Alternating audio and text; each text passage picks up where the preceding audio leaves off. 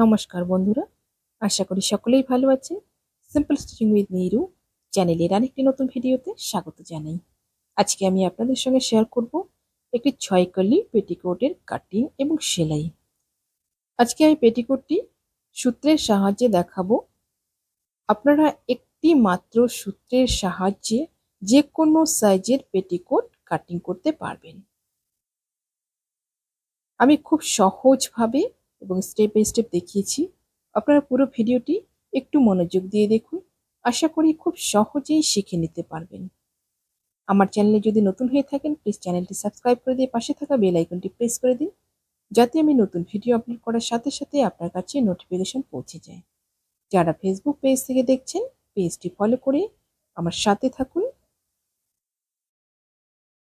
এর সাথে থাকবে অনেক গুরুত্বপূর্ণ টিপস, যেগুলো আপনাদের সেলাই কাজে ভবিষ্যতে অনেকটা হেল্পফুল হবে। এই পেটিকোটটি তৈরি করার জন্য আমি টোটাল 2-10 কাপড় নিয়েছি, মানে 2 মিটার 10 সেন্টিমিটারের মতো কাপড় নিয়েছি। প্রথমে কাপড়টিকে এভাবে খুলে নেব। দুভাজে রয়েছে লম্বা করে, দুভাজে রয়েছে ঠিক এভাবে লম্বা করে খুলে নিয়ে পেটিকোটটা আমি যে মাপে কাটিং করব সেই মাপটা কিন্তু আমি প্রথমে কাট করে নেব। যতটা লম্বা আপনাদের প্রয়োজন সেই অনুযায়ী আপনারা নিয়ে নেবেন। যতটা লম্বা প্রয়োজন ততটাই কিন্তু কাটিং করব। এখানে কোনো প্লাস মাইনাস কিছু করব না। আমার 36 ইঞ্চিতে টোটাল কমপ্লিট হবে। টোটাল আমি 36 ইঞ্চি নিয়ে কিন্তু বাকিটা কাটিং করে নেব। বাকিটা দিয়ে আমি বেল্ট এবং নাড়া তৈরি করব। 36 ইঞ্চি নিয়ে ঠিক এভাবে আমি বাকিটা কাট করে নিচ্ছি। এটা কিন্তু টোটাল 4 ভাঁজে রয়েছে। এবার আসবো মেইন সূত্রে। টোটাল আমার কোমর রয়েছে 42 ইঞ্চি। 42-এর সাথে 6 ইঞ্চি আমরা লুজ রাখবো। 6 ইঞ্চি প্লাস করে নিলাম, টোটাল হয়ে গেল আমার 48 ইঞ্চি। এবার 48-কে 8 দিয়ে ভাগ করব। 48-কে 8 দিয়ে ভাগ করলে ভাগফল বের হবে আমার 6 ইঞ্চি। এবার এই 6 ইঞ্চির সাথে হাফ ইঞ্চি প্লাস করে নেব। টোটাল 6.5 ইঞ্চিতে এখানে একটা মার্ক করে নিলাম এবং এই কোনায় আরেকটা 6.5 ইঞ্চিতে মার্ক করে নেব। হাফ ইঞ্চি রেখেছি সেলাই মার্জিনের জন্য, আর 6 ইঞ্চি আমার মেইন মাপ। এবার দুটো মাপকে এভাবে লাইন টেনে মিলিয়ে নেব। একদম সমান করে দুটো মাপকে এভাবে লাইন টেনে মিলিয়ে নিলাম। মিলিয়ে নিয়ে এবার কাট করে নেব। আপনাদের যা কোমর থাকবে সেই অনুযায়ী আপনারা নিয়ে নেবেন। এই সূত্রের মাধ্যমে আপনারা যে কোনো সাইজের যে কোনো মাপের পেটিকোট কিন্তু খুব সহজেই তৈরি করতে পারবেন। এতে কিন্তু কোনো সমস্যা হবে না। এখানে আমার যতটুকু লম্বা প্রয়োজন সেই অনুযায়ী কিন্তু আমি নিচের ভাগটা কাটিং করেছি। যতটুকু আমার সেলাই মার্জিনে চলে যাবে সেটা কিন্তু বেল্টটা যে আমি জয়েন করব তার সাথে সেটা মেকআপ হয়ে যাবে। এবার নিচের দিকটা এভাবে ভাগ করে দিলাম। এই পাশে ছোট পার্ট বের হলো আমার টোটাল 4টা, আর এ পাশে বের হলো আমার বড় পার্ট 2টো। টোটাল কিন্তু 6টা পার্ট আমার বের হলো।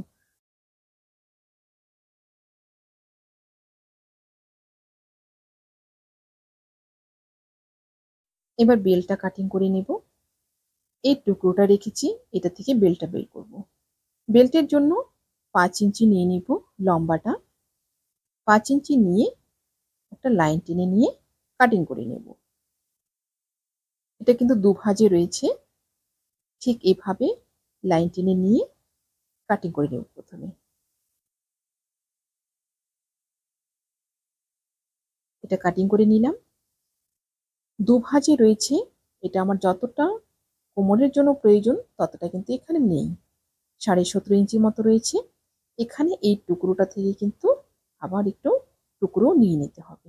যতটা কোমর সেই অনুযায়ী কিন্তু নিয়ে নিব। কোমর আমার টোটাল 48 ইঞ্চি রয়েছে।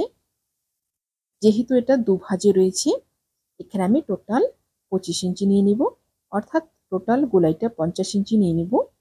48 ইঞ্চি আমার রেডি লাগবে, আর 2 ইঞ্চি এক্সট্রা নিলাম দু সাইডে ভাঁজের জন্য। ঠিক এভাবে 25 ইঞ্চি নিয়ে এটা কাটিং করে নেব।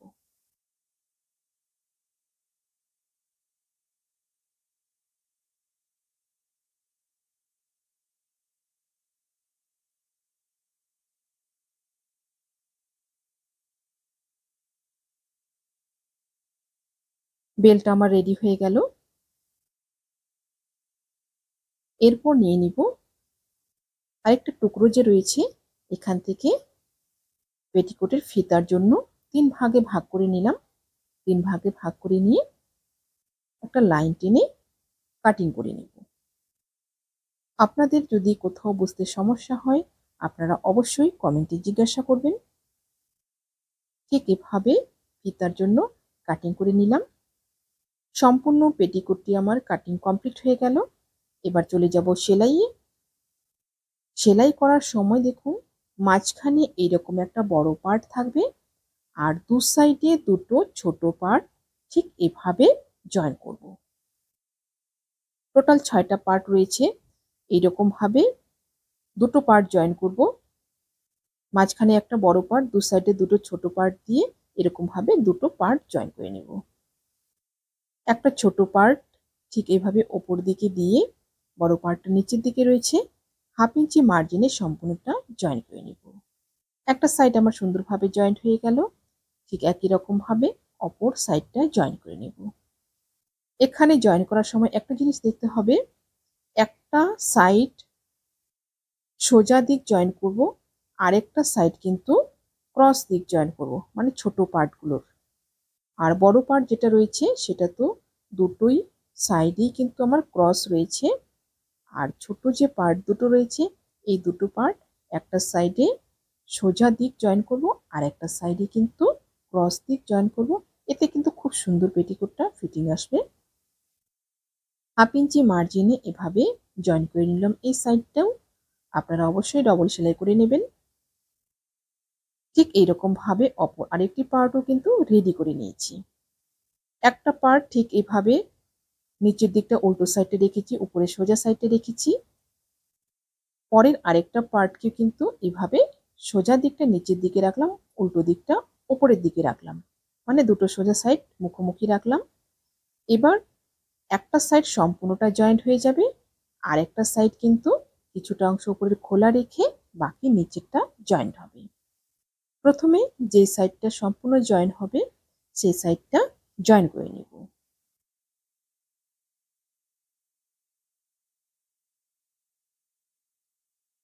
সম্পূর্ণটা এভাবে জয়েন করে নিলাম। জয়েন করে নেওয়ার পরে দেখুন খোলা দিক থেকে মানে ওপর সাইড থেকে এভাবে প্রত্যেকটা জয়েন্টের উপর দিয়ে একটা করে চাপ সেলাই দিয়ে দিচ্ছি। প্রত্যেকটা জয়েন্টেই কিন্তু চাপ সেলাইটা দিব। এতে কিন্তু খুব সুন্দর একটা ফিনিশিং আসবে পেটিকোটটার। প্রত্যেকটা জয়েন্টে এইভাবে চাপ সেলাই দিয়ে নেব। এরপর দেখুন অপর আরেকটা সাইড এভাবে 4 ইঞ্চি এখানে খোলা রাখবো। 4 ইঞ্চি খোলা রেখে অপর সাইড থেকে নিচের দিকটা 1/2 ইঞ্চি মার্জিনে জয়েন করে নেব। এই জায়গাটা একটা গিট দিয়ে নেব ভালো করে। একদম নিচের দিকে চলে যাব 1/2 ইঞ্চি মার্জিনে সম্পূর্ণটা। নিচ পর্যন্ত আমার জয়েন্ট হয়ে গেল। এবার দেখুন জয়েন্ট করার পর এই যে জয়েন্টগুলো রয়েছে এর নিচ দিকে একটু হালকা করে কোনা বেরিয়েছে। এই কোনাগুলো কিন্তু হালকা করে কাটিং করে নিতে হবে। কাটিং করে নিলাম। কাটিং করে নেওয়ার পরে নিচের দিকটা দু ভাঁজে সেলাই করে নেব। এখানে একটা গুরুত্বপূর্ণ টিপস, যখন দু ভাঁজে সেলাই করব তখন কিন্তু সেলাইটা যেন সেলাইয়ের মধ্যে থাকে, যেন সেলাই থেকে এদিকে বাইরে বেরিয়ে না আসে। অর্থাৎ যে জয়েন্টটা করলাম সেই জয়েন্টের মধ্যেই যেন থাকে, তাহলে কিন্তু উপরের দিকের কাপড়টা বেশি হয়ে যাবে না, কারণ নিচের দিকে যেহেতু গোলাইটা বেশি রয়েছে। এইভাবে আপনারা করবেন, খুব সুন্দরভাবে কিন্তু পেটিকোটটা আপনার তৈরি হবে। সম্পূর্ণটা এভাবে জয়েন করে নিব। নিচের দিকটা একটু লুজ লুজ ছেড়ে কিন্তু সম্পূর্ণটা আমি জয়েন করে নিলাম। জয়েন করে নেওয়ার পরে এবার চলে আসলাম বেল্টের দিকে। বেল্টের এই যে টুকরোটা রয়েছে দুটো টুকরো জয়েন করে নিলাম। জয়েন করে নেওয়ার পর তারপর উপরের দিকে যে 4 ইঞ্চি আমি খোলা রেখেছি, এই 4 ইঞ্চি ফাঁকা জায়গাটা কিন্তু এখানে সেলাই করে নিতে হবে। অর্থাৎ চুড়িদারের যে আমাদের সাইড ফাড়াটা হয় ঠিক সেই রকম ভাবে কিন্তু এখানে সেলাই করে নিচ্ছি।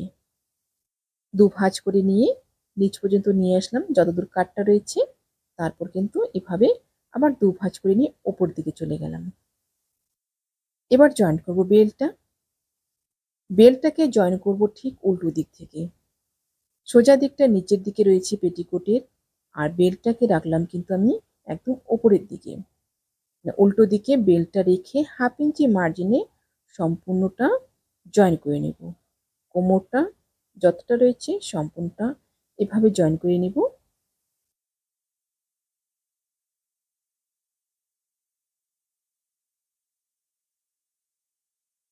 সম্পূর্ণটা জয়েন করে নিলাম। এবার দেখুন সাইডে যে এক্সট্রা রয়েছে 1 ইঞ্চি, সেটাকে কিন্তু এভাবে দু ভাঁজে ভাঁজ করে নেব। ঠিক দু ভাঁজে ভাঁজ করে নিয়ে একটা চাপ সেলাই দিয়ে দেব।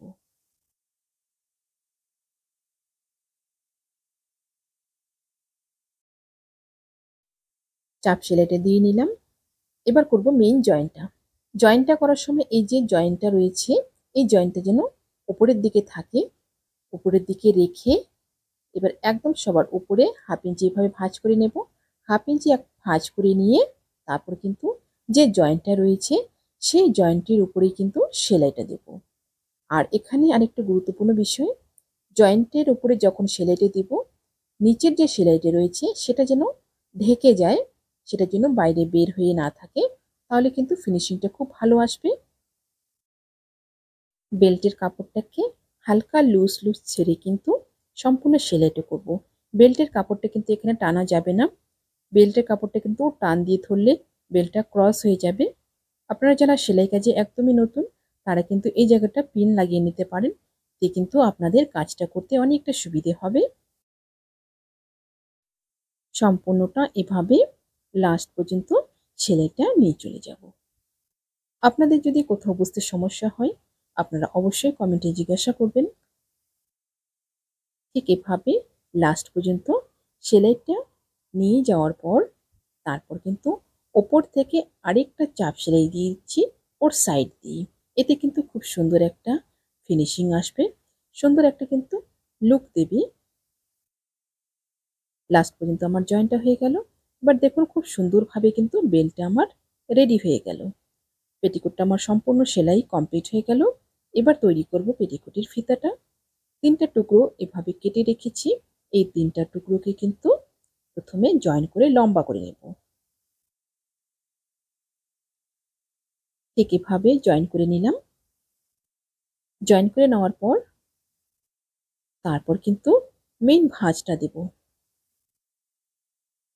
মেইন ভাঁজটা দেখুন এই পাশ থেকে একটা ভাঁজ দেব এবং এই পাশ থেকে আরেকটা ভাঁজ দিয়ে তারপর কিন্তু আরেকটা ভাঁজ দেব, দিয়ে সম্পূর্ণটা লম্বা করে সেলাই করে নেব। আশা করছি ভিডিওটি আপনাদের সকলের ভালো লেগেছে। ভিডিওটি ভালো লাগলে অবশ্যই লাইক করবেন এবং শেয়ার করবেন। নতুন নতুন ভিডিও পেতে চ্যানেলটিকে সাবস্ক্রাইব করে রাখবেন। যারা ফেসবুক পেজ থেকে দেখছেন পেজটি ফলো করে আমার সাথে থাকবেন।